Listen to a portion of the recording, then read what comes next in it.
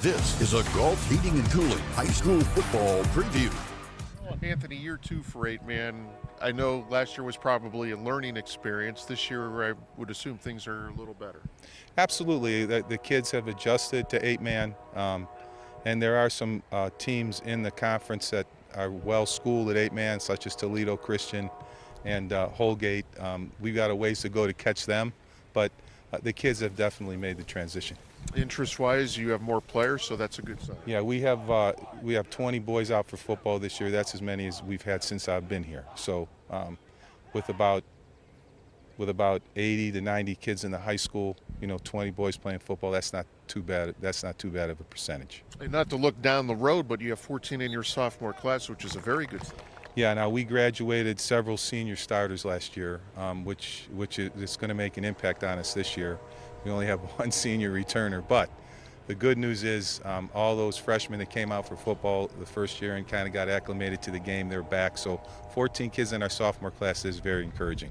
Who are some of the young men you're counting on? Emmett Sheen, he'll be an offensive and defensive lineman for us. Josiah Bivens will be at center and nose. Brandon Baylor is one of our 2 juniors, so he'll start on the offensive line for us and probably play some linebacker. Tony Badley will play some linebacker for us. Blake Hunter. So there's several sophomores that are going to play. They're going to get plenty of playing time. You were 3-7 a year ago. Do you hope? I mean, obviously you hope to have a better record, but the transition from 11 to 8, are kids adjusting to it? No question that we've adjusted. Now, the bottom line is a 15-year-old lining up against an 18 or 19-year-old is what it is. So our sophomores are going to get thrown into the fire, but I think they're a little bit more ready to take on the challenge. So I don't know. I don't want to make any prediction on the wins and losses, but we definitely have more of a football feel here than better football feel than we've had in my 3 years here. How important is to keep football alive in this community?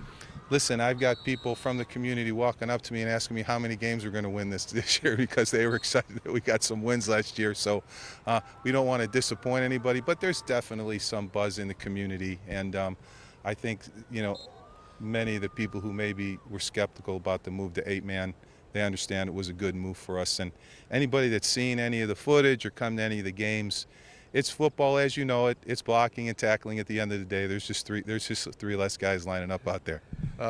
Injuries are part of that, and I know you know firsthand about that. But with that aside, what has to happen for you guys to go where you want to go this year? Well, Joel Seals was our quarterback. He accounted for probably 75% of our offense between running and throwing last year, and Joel graduated. So we have 2 sophomores fighting for the quarterback position right now, Zach Todd and Thomas Lair.